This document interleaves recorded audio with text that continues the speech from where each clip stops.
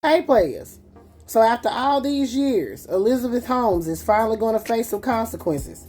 But she's not going to have to start facing those consequences until April of 2023. So the internet streets are as hot as a firecracker right now, honey. They are talking about the fact that Elizabeth Holmes' white privilege seems to have worked for her once again. The streets are talking, honey.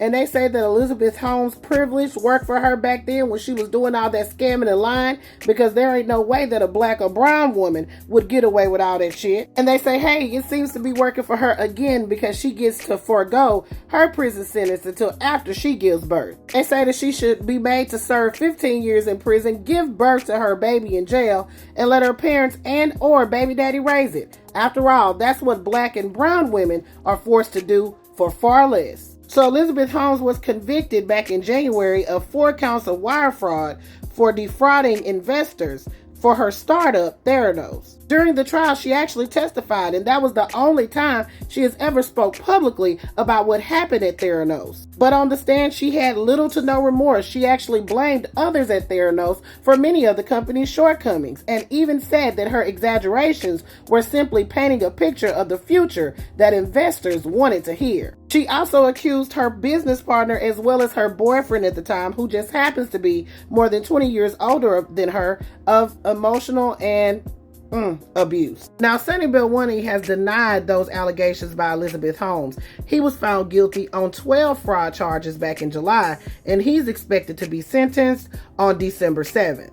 Federal prosecutors were asking for 15 years and $804 million in restitution for 29 investors, while Elizabeth Holmes' attorneys were asking for just 18 months of house arrest. According to reports, her attorneys leaned heavily on the fact that she has a 1-year-old son and is also pregnant with her second child. In fact, they showed pictures of Elizabeth Holmes in a family setting while she was making her statement. She did apologize to the investors that she defrauded. The judge ultimately sentenced Elizabeth Holmes to 11 years in prison with 3 years of supervised release. Now, of course, Ms. Holmes is planning to appeal the verdict. She has until April 27, 2023 to surrender into custody, pending the results of that appeal. The judge said when he was sentencing her that the tragedy in this case is that Elizabeth Holmes is brilliant.